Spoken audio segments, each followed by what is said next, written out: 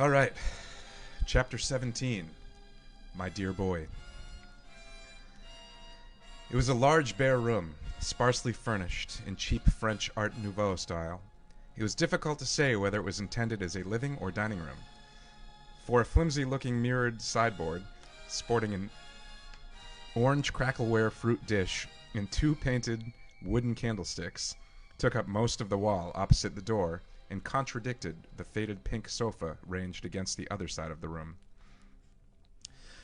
There was no table in the center under the alabaster ceiling light, only a small square of stained carpet with a futurist design in contrasting browns.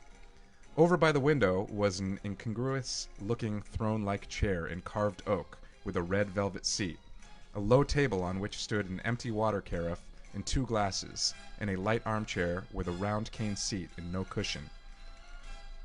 Half-closed Venetian blinds obscured the view from the window, but cast bars of early sunlight over a few pieces of furniture and over part of the brightly papered wall and the brown-stained floorboards.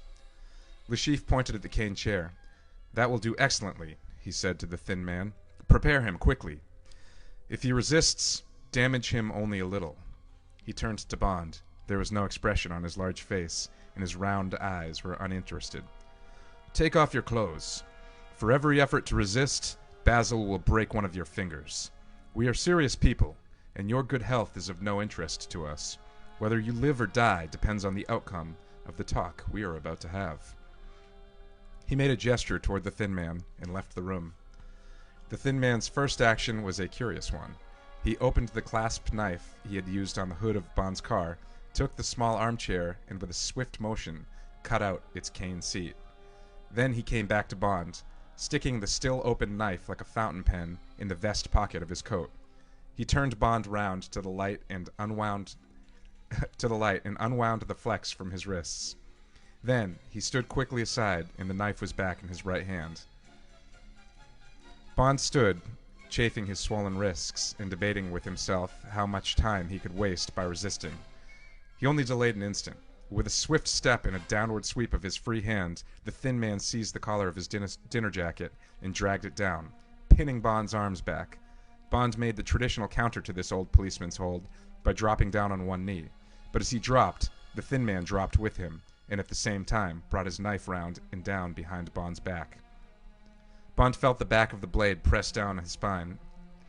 There was the hiss of a sharp knife through cloth, and his arms were suddenly free as the two halves of his coat fell forward. He cursed and stood up. The thin man was back in his previous position, his knife again at the ready in his relaxed hand. Bond let the two halves of his dinner jacket fall off his arms onto the floor. "Elez," said the thin man with a faint trace of impatience. Bond looked him in the eye and then slowly started taking off his shirt. Le Chiffre came quietly back into the room. He carried a pot of what smelt like coffee. He put it on the small table near the window. He also placed beside it on the table two other homely objects, a 3-foot-long carpet beater in twisted cane and a carving knife. He settled himself comfortably on the throne-like chair and poured some of the coffee into one of the glasses. With one foot, he looked forward the small armchair, whose seat was now an empty circular frame of wood, until it was directly opposite him.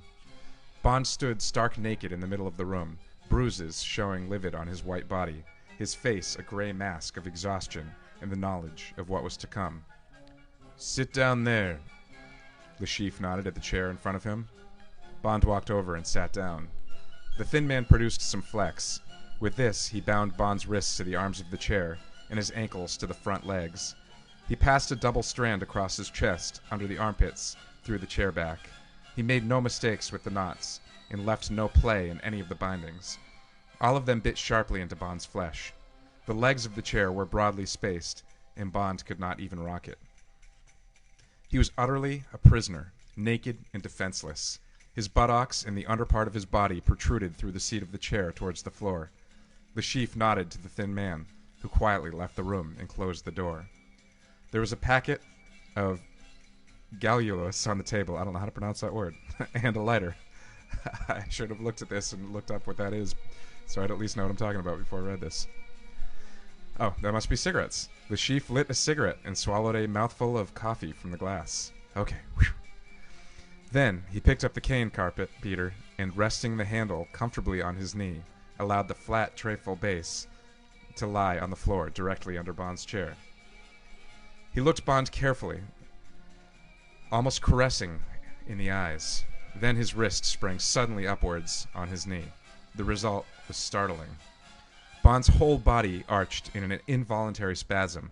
His face contracted in a soundless scream, and his lips drew right away from his teeth. At the same time, his head flew back with a jerk showing the taut sinews of his neck. For an instant, muscles stood out in knots all over his body, and his toes and his fingers clenched until they were quite white. Then his body sagged, and perspiration started to bead all over his skin. He uttered a deep groan. Le Chiffre waited for his eyes to open. "You see, dear boy," he smiled, a soft, fat smile. Is the position quite clear now?" As a drop of sweat fell off of Bond's chin onto his naked chest. "Now, let us get down to business and see how soon we can be finished with this unfortunate mess you've got yourself into." He puffed cheerfully at his cigarette and gave an admonitory tap on the floor beneath Bond's chair and his horrible, incongruous instrument. "My dear boy," Le Chiffre spoke like a father, "the game of Red Indians is over, quite over." Written in the 50s. "You have stumbled by mischance into a game for grown-ups, and you have already found it a painful experience. You are not equipped, my dear boy, to play the games with adults. It was very foolish of your nanny in London to have sent you out here with your spade and bucket. Very foolish indeed, and most unfortunate for you. But we must stop joking, my dear fellow, although I am sure you would like to follow me in developing this amusing little cautionary tale." He suddenly dropped his bantering tone and looked at Bond sharply and venomously. "Where is the money?" Bond's bloodshot eyes looked emptily back at him. Again, the upward jerk of the wrist, and again, Bond's whole body writhed and contorted. Le Chiffre waited until the tortured heart eased down its labored pumping, and until Bond's eyes dully opened again. "Perhaps I should explain this," said Le Chiffre.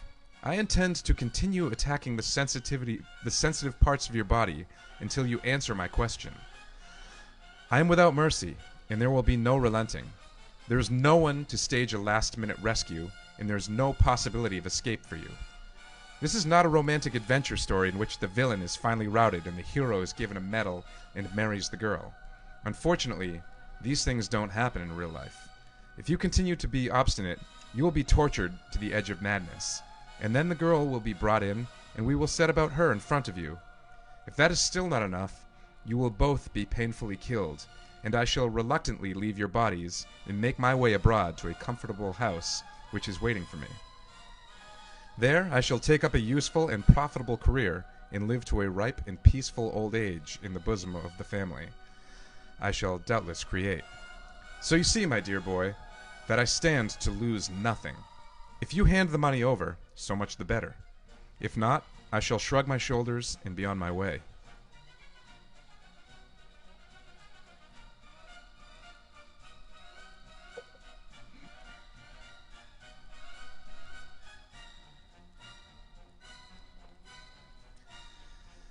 He paused, and his wrist lifted slightly on his knee. Bond's flesh cringed as the cane surface just touched him. "But you, my dear fellow, can only hope that I shall spare you further pain and spare your life. There is no other hope for you but that. Absolutely none." "Well?" Bond closed his eyes and waited for the pain. He knew that the beginning of torture is the worst. There is a parabola of agony, a crescendo leading up to a peak, and then the nerves are blunted and react progressively less until unconsciousness and death. All he could do was to pray for the peak, pray that his spirit would hold out so long, and then accept the long free wheel down to the final blackout. He had been told by colleagues who had survived torture by the Germans and the Japanese that towards the end there came a wonderful period of warmth and languor, leading into a sort of sexual twilight where pain turned to pleasure, and where hatred and fear of the torturers turned to a masochistic infatuation. It was the supreme test of will, he had learnt, to avoid showing this form of punch drunkenness. Directly, it was suspected they would either kill you at once and save themselves further useless effort, or let you recover sufficiently for your nerves to creep back to the other side of the parabola. Then they would start again. He opened his eyes a fraction. Le Chiffre had been waiting for this, and like a rattlesnake, the cane instrument leapt up from the floor. It struck again and again, so that Bond screamed, and his body jangled in the chair like a marionette. Le Chiffre desisted only when Bond's tortured spasms showed a trace of sluggishness. He sat for a while sipping his coffee, and frowning slightly like a surgeon watching a cardiograph during a difficult operation. When Bond's eyes flickered and opened, he addressed him again, but now with a trace of impatience. "We know that the money is somewhere in your room," he said. "You drew a check to cash for 40 million francs, and I know that you went back to the hotel to hide it." For a moment, Bond wondered how he had been so certain. "Directly you left for the nightclub," continued Le Chiffre, "your room was searched by 4 of my people." The Muntses must have helped, reflected Bond. Aside here, the Muntses are the people who are in the hotel above Bond. Bond discovered that they were onto him from the day he arrived, and they'd been audio surveilling his room, so he knew he was being listened to the whole time. "So, the Muntses must have helped," reflected Bond. "We found a good deal in childish hiding places. The ballcock and the lavatory yielded an interesting little code book, and we found some of more of your papers taped to the back of a drawer. All the furniture has been taken to pieces, and your clothes and the curtains and bedclothes have been cut up. Every inch of the room has been searched, and all the fittings removed. It is most unfortunate for you that we didn't find the check. If we had, you would now be comfortably in bed, perhaps with the beautiful Miss Lind instead of this." He lashed upwards. Through the red mist of pain, Bond thought of Vesper. He could imagine how she was being used by the 2 gunmen. They would be making the most of her before she was sent for by Le Chiffre. He thought of the fat, wet lips of the Corsican and the slow cruelty of the thin man. Poor wretch to have been dragged into all of this. Poor little beast. Le Chiffre was talking again. "Torture is a terrible thing," he was saying as he puffed at a fresh cigarette. "But it is a simple matter for the torturer, particularly when the patient," he smiled at the word, "is a man. You see, my dear Bond, with a man it is quite unnecessary to indulge in refinements. With this simple instrument, or with almost any other object, one can cause a man as much pain as is possible or necessary. Do not believe what you read in the novels or books about the war. There is nothing worse. It is not only the immediate agony, but also the thought that your manhood is being gradually destroyed, and that at the end, if you will not yield, you will no longer be a man. That, my dear Bond, is a sad and terrible thought. A long chain of agony for the body, and also for the mind, and then the final screaming moment when you will beg me to kill you. All that is inevitable, unless you tell me where you hid the money." He poured some more coffee into the glass and drank it down, leaving brown corners to his mouth. Bond's lips were withering. He was trying to say something. At last he got the word out in a harsh croak. "Drink," he said, and his tongue came out and swelled across his dry lips. "Of course, my dear boy. How thoughtless of me." Le Chiffre poured some coffee into the other glass. There was a ring of sweat drops on the floor all around Bond's chair. "We must certainly keep your tongue lubricated." And with that I will lubricate my own tongue.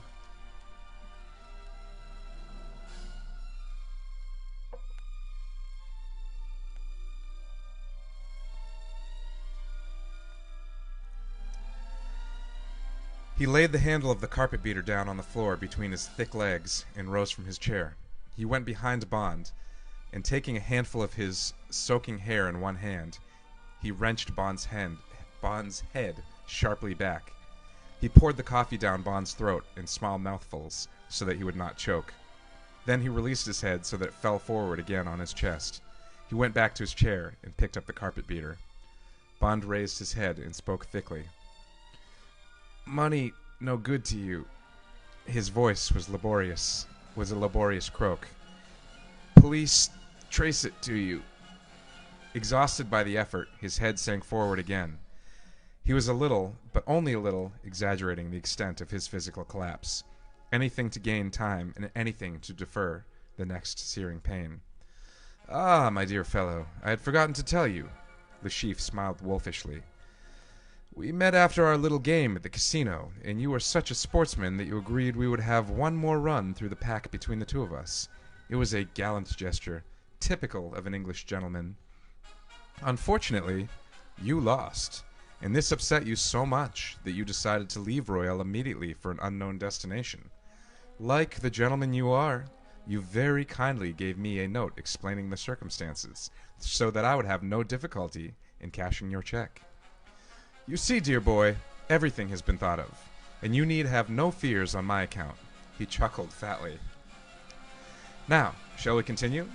I have all the time in the world, and truth to tell, I am rather interested to see how long a man can stand this particular form of, encouragement. He rattled the harsh cane on the floor. So that was the score, thought Bond, with a final sinking of the heart. The unknown destination would be under the ground, or under the sea, or perhaps more simple, under the crashed Bentley. Well, if he had to die anyway, he might as well try it the hard way. He had no hope that Mathis or Leiter would get to him in time, but at last there was a chance that they would catch up with Le Chiffre before he could get away. It must be getting on for 7. The car might have been found by now. It was a choice of evils, but the longer Le Chiffre continued the torture, the more likely he would be revenged. Another aside, I think they said it was a little after 3 in the morning when this chase began, so, and now he's estimating that it might be 7. Yeah, when I say the chase, when Bond left the casino chasing Vesper, they were saying it was a little after 3 in the morning. Bond lifted his head and looked Le Chiffre in the eyes. The china of the whites was now veined with red. It was like looking at 2 black grunts poached in blood.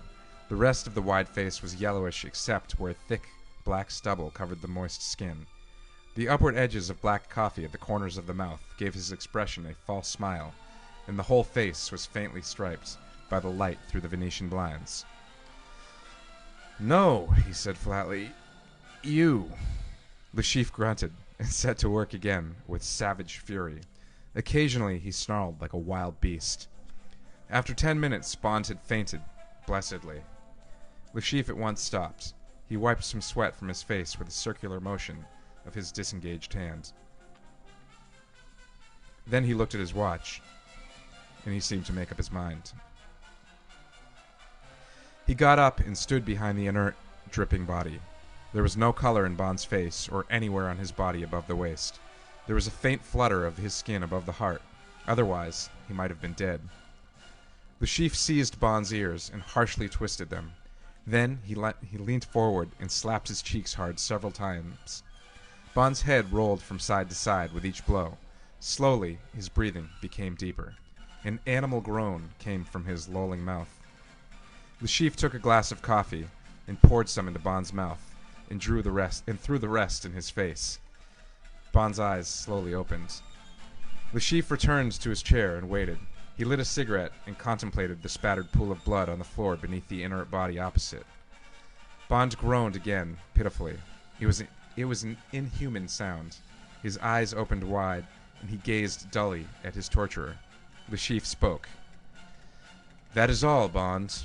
We will now finish with you. You understand? Not kill you, but finish you. And then we will have in with the girl and see if something can be got out of the remains of the 2 of you. He reached towards the table. Say goodbye to it, Bond. And that is the end of the record, or end of side 1, but also the end of this chapter. That was chapter 17. So let me flip the record and I'll get right into chapter 18. This chapter has just like sent shivers up and down my spine reading what's going on here.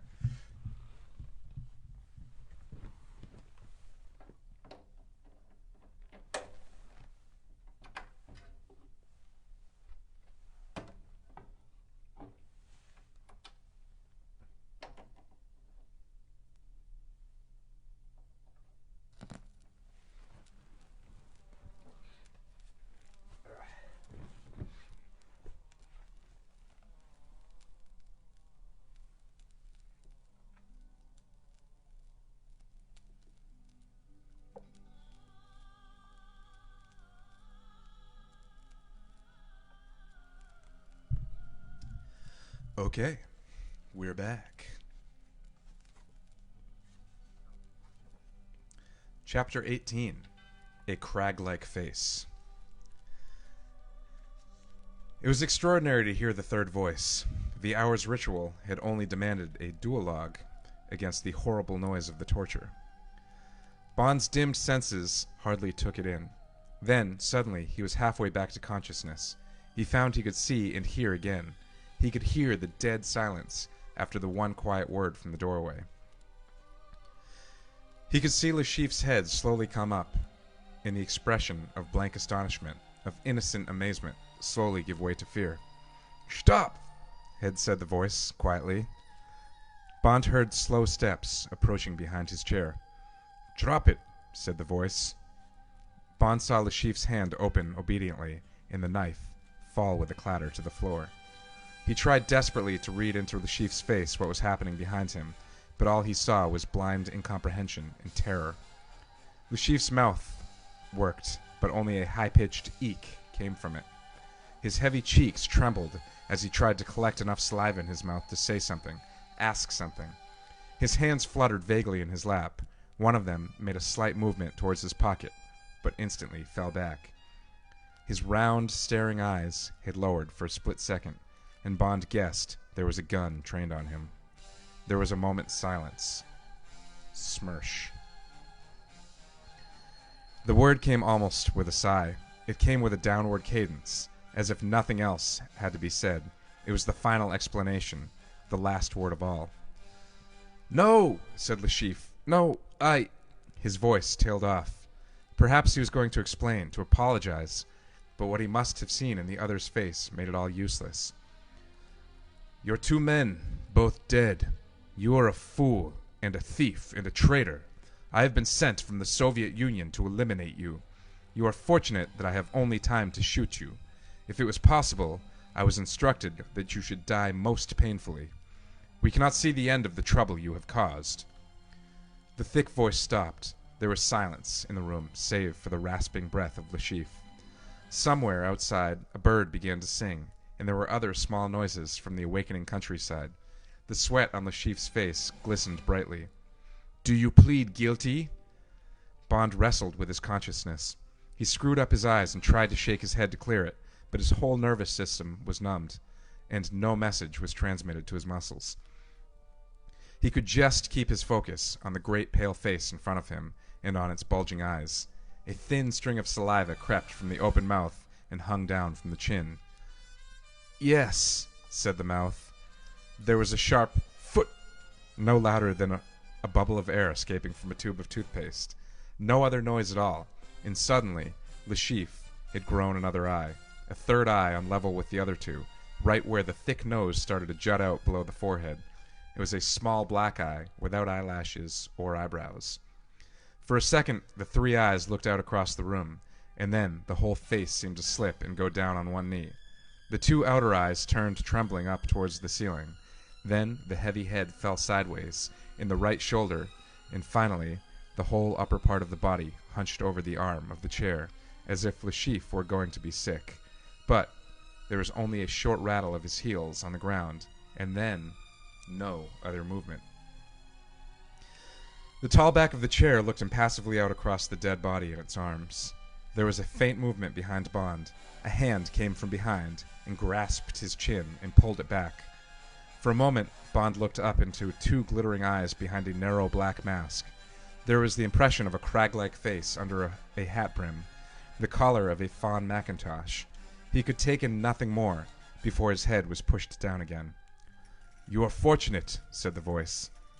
"I have no orders to kill you.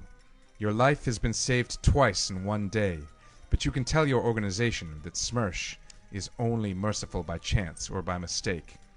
In your case, you were saved first by chance, and now by mistake. For I should have had orders to kill any foreign spies who are hanging around this traitor like flies round a dog's meths. But I shall leave you my visiting card. You are a gambler. You play at cards. One day, perhaps, you will play against one of us.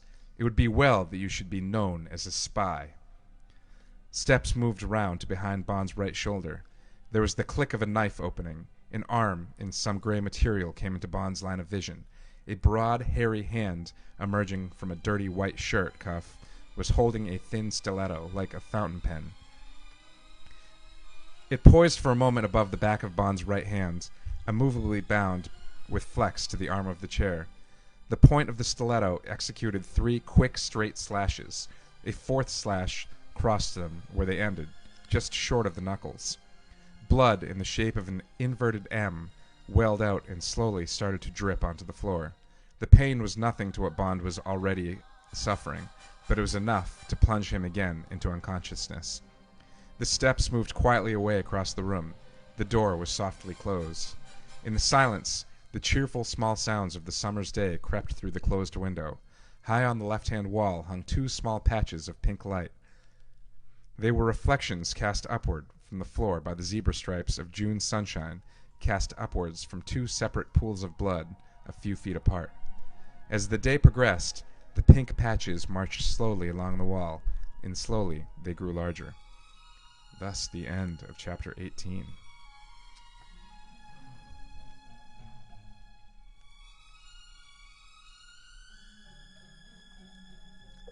I did a long intro, so I'm not sure how much time I have left. The record indicates I've got, there's about 2/3 of this side left, so we'll see what happens. I'm going to get right into Chapter 19. But first, a sip of the old martini, cheering the survival of James Bond. I didn't know if he was going to make it. Thought he might die in his first novel, but he made it.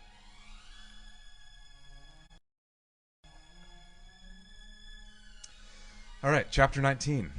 The White Tent. Chapter 19, The White Tent. You are about to awaken when you dream that you are dreaming. During the next 2 days, James Bond was permanently in this state without regaining consciousness. He watched the procession of his dreams go by without making any effort to disturb their sequence, although many of them were terrifying and all were painful. He knew that he was in a bed and that he was lying on his back and could not move, and in one of his twilight moments, he thought there were people around him, but he made no effort to open his eyes and re-enter the world. Pardon me?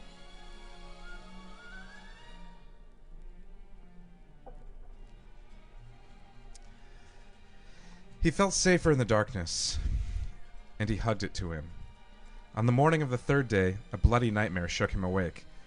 Trembling and sweating, there was a hand on his forehead which he associated with his dream. He tried to lift an arm and smash it sideways into the owner of the hand, but his arms were immovable, secured to the sides of his bed. His whole body was strapped down, and something like a large white coffin covered him from chest to feet and obscured his view of the end of the bed. He shouted a string of obscenities, but the effort took all his strength, and with the words tailed off into a sob, tears of forlornness and self-pity welled out of his eyes. A woman's voice was speaking, and the words gradually penetrated to him. It seemed to be a kind voice, and it slowly came to him that he was being comforted, and that this was a friend and not an enemy. He could hardly believe it. He had been so certain that he was still a captive, and that the torture was about to begin again. He felt his face being softly wiped, and a cool cloth which smelt of lavender, and then he sank back into his dreams. When he awoke again some hours later, all his terrors had gone, and he felt warm, and he felt the sun streaming into the light room, and garden sounds came through the window. In the background there was the noise of small waves on a beach. As he moved his head, he heard a rustle, and a nurse who had been sitting beside his pillow rose and came into his line of vision. She was pretty, and she smiled as she put her hand on his pulse. "Well, I'm certainly glad you've woken up at last. I've never heard such dreadful language in my life." Bond smiled back at her. "Where am I?" he asked, and was surprised that his voice sounded firm and clear.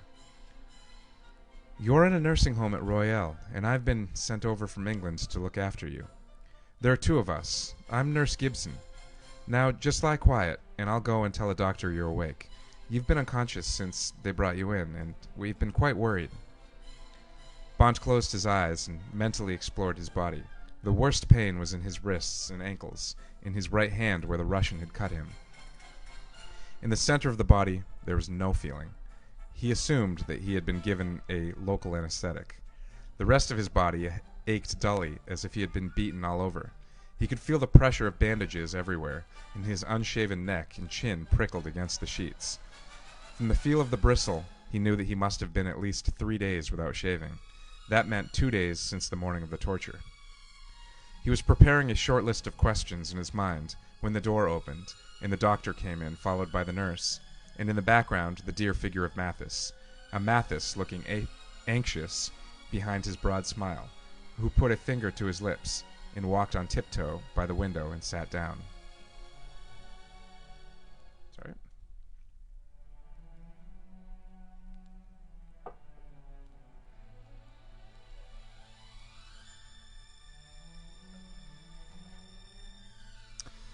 The doctor, a Frenchman with a young and intelligent face, had been detached from his duties with the Douai Bureau to look after Bond's case. He came and stood beside Bond and put his hand on Bond's forehead while he looked at the temperature chart behind the bed. When he spoke, he was forthright. "You have a lot of questions to ask, my dear Mr. Bond," he said in excellent English, "and I can tell you most of the answers. I do not want you to waste your strength, so I will give you the salient facts, and then you may have a few minutes with Monsieur Mathis, who wishes to obtain 1 or 2 details from you. It is really too early for this talk, but I wish to set your mind at rest so that we can proceed with the task of repairing your body, without bothering too much about the mind."